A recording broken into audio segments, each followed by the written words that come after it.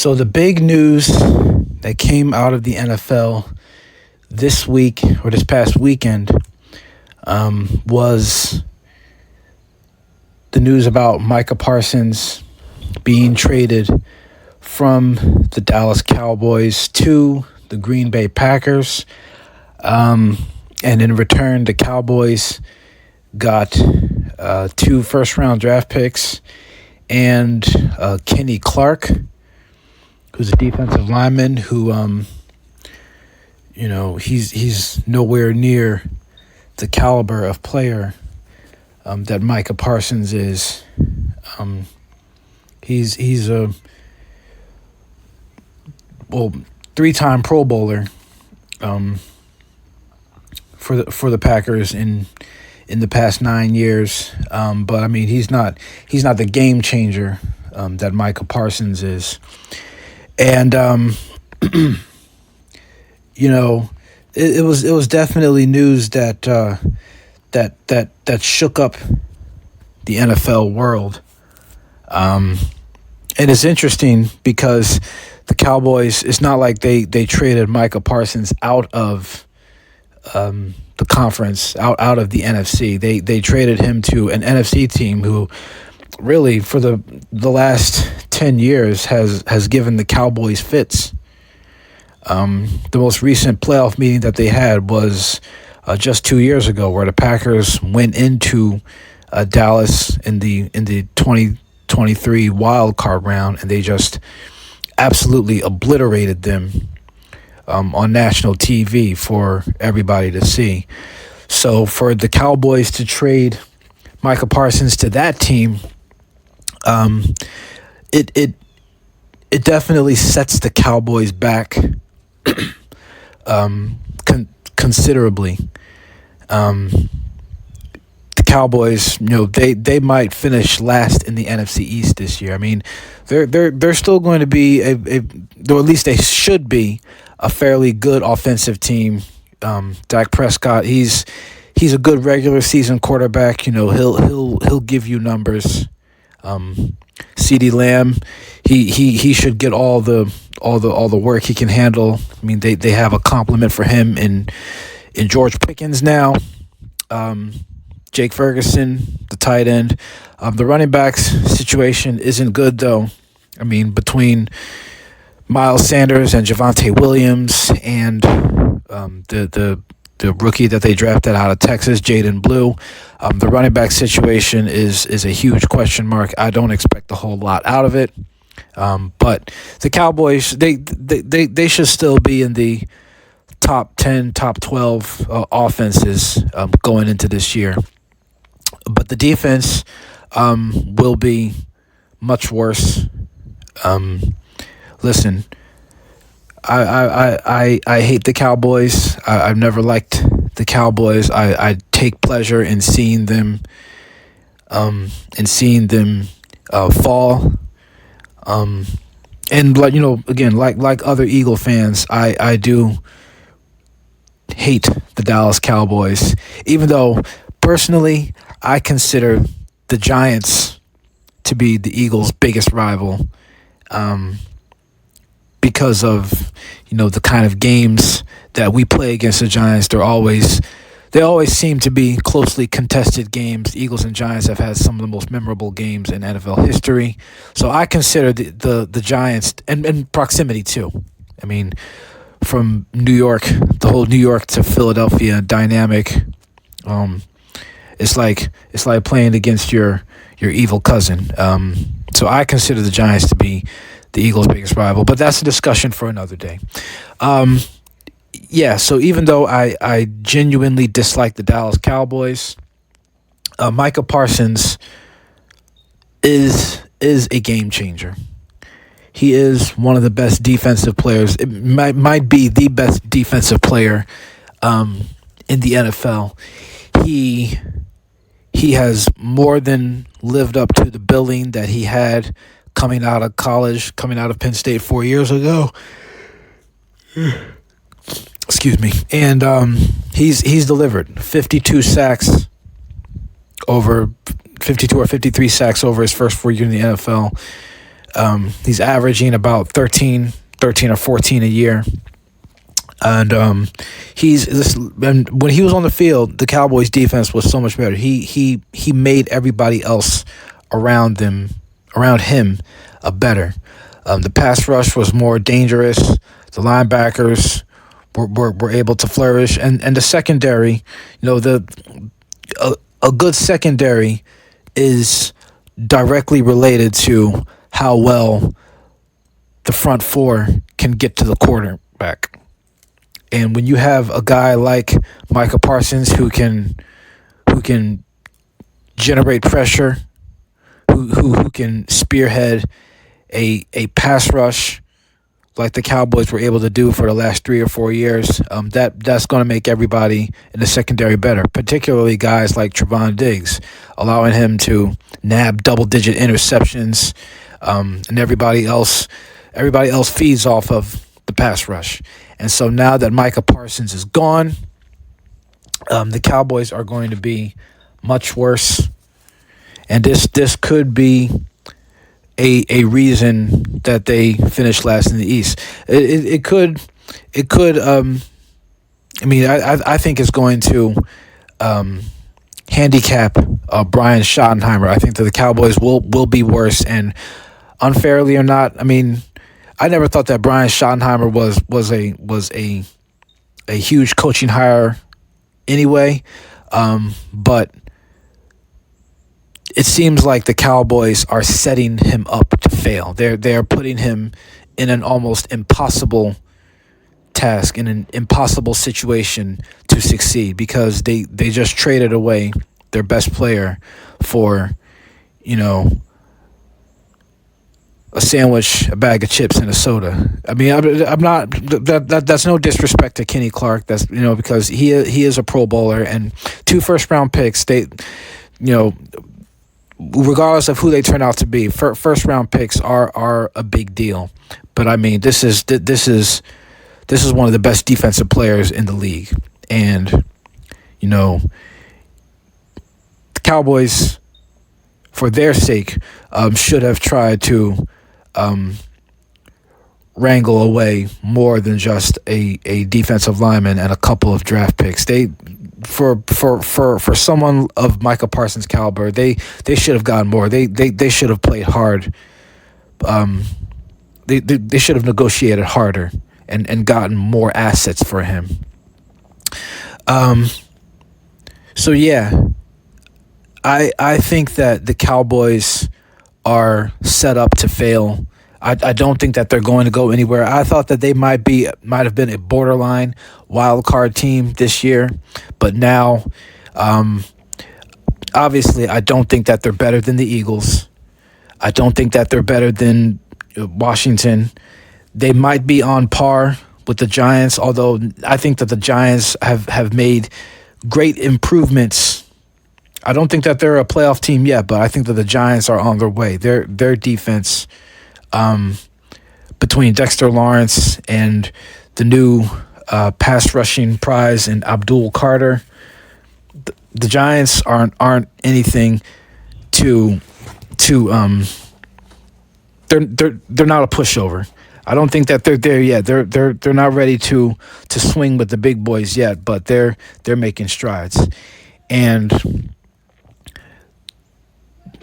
as far as the NFC East goes, I think that the two of them, the Giants and the Cowboys, that is, I think that they'll both be tussling with each other for to see who doesn't come in last place. I think they play each other actually the very last week of the season, and that could determine who doesn't finish last in the division. So, I think I don't know what the dynamic was between Jerry Jones and Micah Parsons.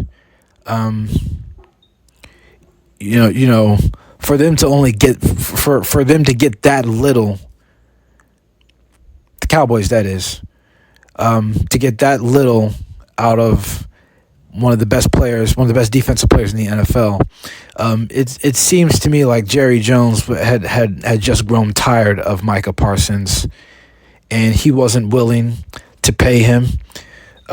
he already made up his mind that he was going to trade him. I was kind of 60-40 that Jerry Jones would pay him, because I mean this is what Jerry Jones does. He's done it in the past where he waits until the last possible second until his team is in dire straits to where he pays a superstar player. He did it with Emmitt Smith in the 90s. He did it with Dak Prescott a couple of years ago. He did it with CeeDee Lamb. And then he didn't, it just seemed like history was repeating itself with Micah Parsons. And it was just assumed, everybody thought that Jerry Jones would pony up and he would pay him. But, Jerry Jones, I mean, I guess you could say he stood on business, and Micah Parsons stood on business, and the two sides weren't able to see eye to eye on this. And so now Parsons is gone, and, that's that. It is interesting because the Packers actually do play the Cowboys this year on nationally televised. It'll be a nationally televised game. I believe it's week 4.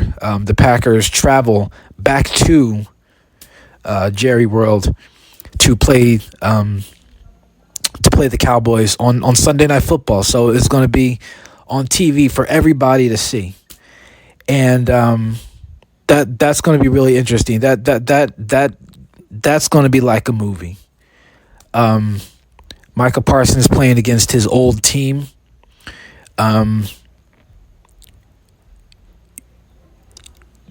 I'm sure that first off, it's the Cowboys. I mean, the Cowboys, anytime they're involved in something like this, it's always headline news. It's always big storylines leading up to the game. It's going to be on pretty much every sports station. People are going to dissect it 6 ways from Sunday. The players are going to be asked about it during the week. What do you think about going up against Micah? What do you think about going against your old team? Are you going to talk to Jerry Jones? This, that, and the third. It's gonna have its promotional aura to it. And I'll admit I'll be watching that game. I'll be watching to see what kind of reception Micah gets. Whether or not that fires up, it'll fire him up to play. I mean, I'm sure he'll be ready to play anyway. He'll be ready to stick it to his old team, and his old team will probably be wary of him. They'll be looking forward to playing against him. So, it's cinema, man. You really can't make this stuff up.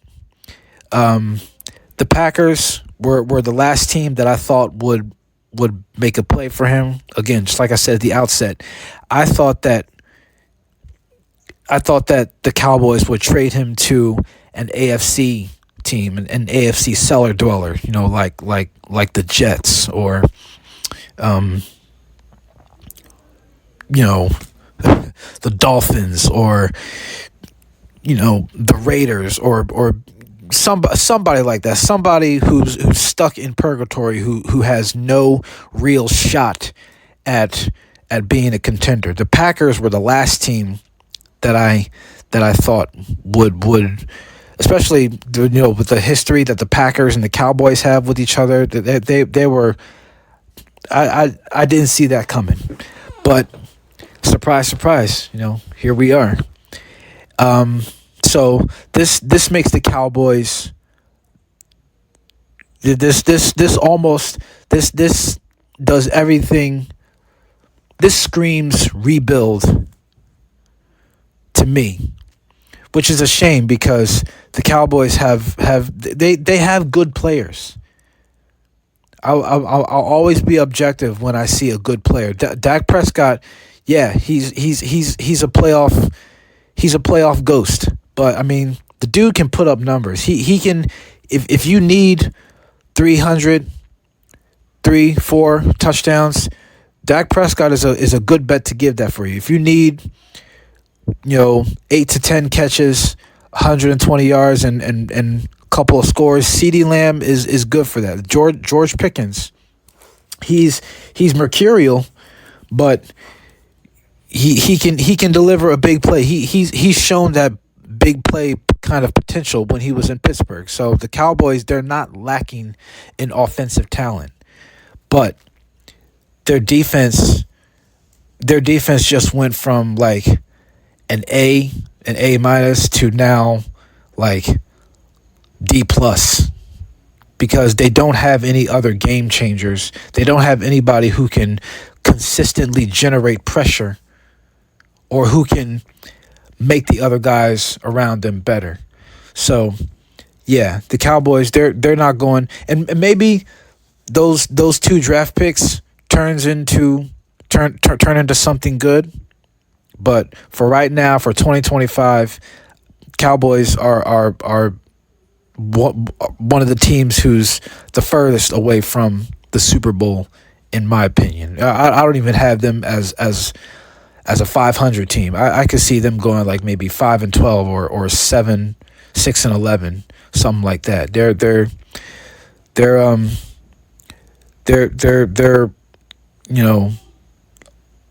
on my lower radar. They're like DEFCON 5. Is that the worst? DEFCON 5? You know what I mean.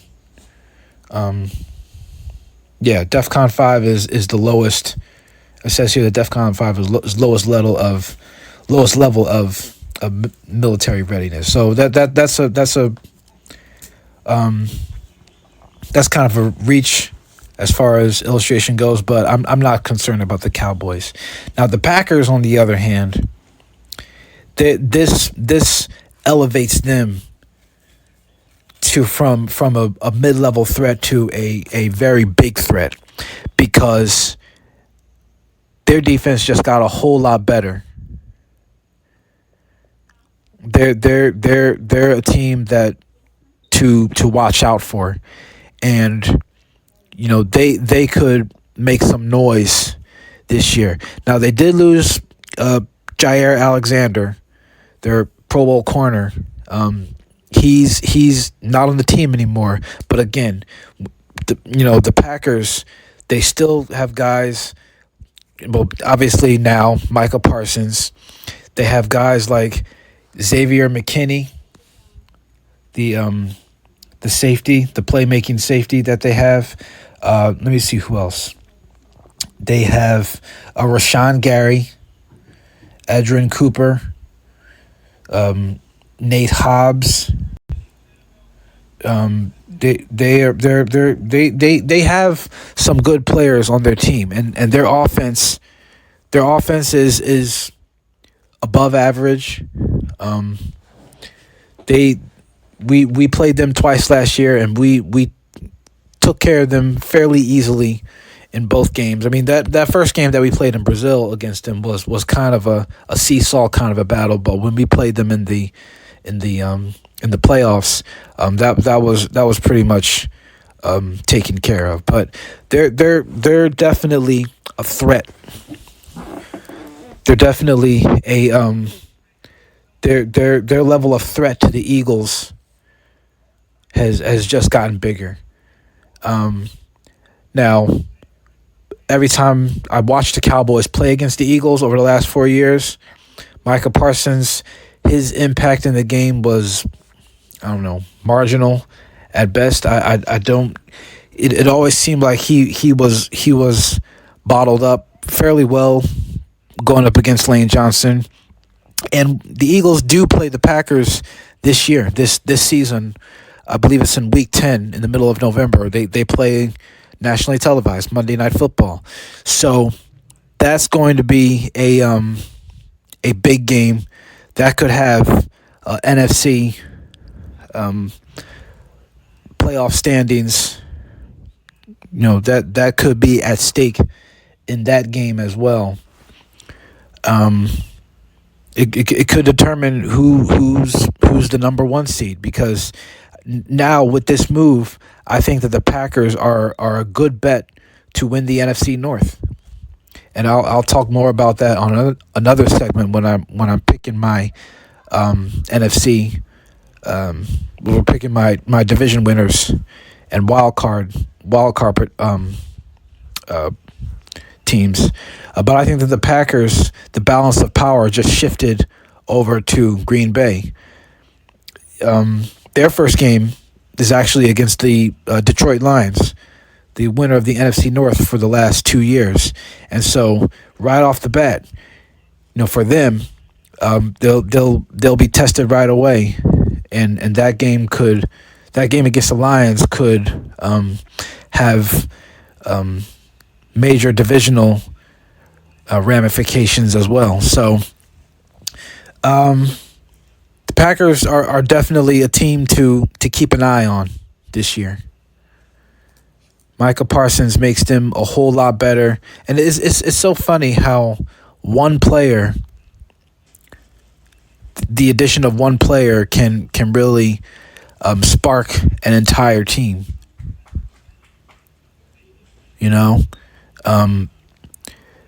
Especially a team like the Packers that has historical success in pulling off moves like this. I saw a graphic the other day that said every time the Packers every time they acquire a free agency, a marquee free agent, they go to the Super Bowl within the next couple of years. They did it with Reggie White in the early 90s. Reggie White, who was already a Hall of Fame level player with the Eagles, but he just solidified it with the Green Bay Packers. They got him in the early 90s, and then a couple of years later, they win a Super Bowl with Reggie White. And then in the 2000s, and before that, before they acquired him, the Packers were not a playoff team. And then later on in the late 2000s, the Packers,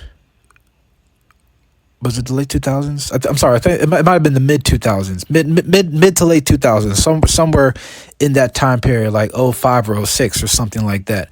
The Packers, who had acquired Charles Woodson, a very good cornerback who was languishing away in Oakland. They acquire him, and a couple of years later, Charles Woodson, he's having a career resurgence. He wins a Defensive Player of the Year, I believe, and they win the Super Bowl within that same year or the year after or something like that. So the Packers, who were a playoff team last year, who've been a playoff team the last couple of years, sans Aaron Rodgers, they acquire this Pro Bowl level talent, and is history going to repeat itself? I don't know. I'm not saying. I'm just saying that the Packers are good for doing this. They drafting guys who are in the prime of their careers or guys who were once big time players, and they acquire them free agency, trade, or otherwise, and they inject new life into their teams, and they become a championship contender, or they rise to that championship contender status. They win a championship. So this could very well be the case with this iteration of the Packers. They acquire a superstar talent. Maybe that's what they need to push them over the top. I still can't believe that the Cowboys traded him within the conference. That's just crazy to me. That's just mind-boggling. But I mean, whatever. It's not for the Eagles. It's not their problem until it becomes their problem. I'm glad as an Eagles fan that the Cowboys are now likely going to be in the basement for a while. That still doesn't change how I feel about them when we play them. Let's kick a team while they're down, because the Cowboys did it to us for so long. we got to repay the favor back. We've got some catching up to do, and this is the time for the Eagles to do it. As far as the Packers go, we'll see them in Week 10, and we we still owe them something, because this is the same Green Bay Packers team that was throwing hissy fits about the Eagles using the tush push or the brotherly shove, as whatever it is you call it. The Packers, we haven't forgotten about that. We haven't forgotten about that. We're still gonna get them. We're still gonna get y'all for that. But this is a big shakeup. This trade turned the NFL world on its head. So we'll just have to see how this thing plays out. I could be totally wrong. The complete opposite of what I'm talking about could happen. The Cowboys, they could go 14-3, 15-2. This could rally the entire team around, and the Packers could be picking number 1, first overall in the draft next year. All that is a huge possibility. But I don't see it playing out that way. The Cowboys, they're right now they're not a good football team. They're not a well-run football team, and the Packers are a good team. They're a team that the Eagles should keep an eye on. So those are my thoughts to this trade. It was shocking. It was surprising, but like I said, it's not the Eagles' problem until it becomes their problem. We'll see them. We'll see the Packers soon enough, and we'll be ready to play them, and we'll be ready to play Micah Parsons at that time as well. But until then, it's still Go Birds. Season starts in a couple of days. I'll be talking about my picks, my selections, my 4 division winners, my 3 wild card participants from each conference, my Super Bowl pick, my playoff picks, and my Super Bowl pick. I think you already know what it is when it comes to me picking a Super Bowl winner, but we'll still go through that exercise. We did it last year, which was a lot of fun. Picking a team to win the Super Bowl, and it turned out right. I turned out right at the very end. So I'll be doing that again this year. We'll see what happens, and it's going to be fun. It's going to be a lot of fun. I'm looking forward to it.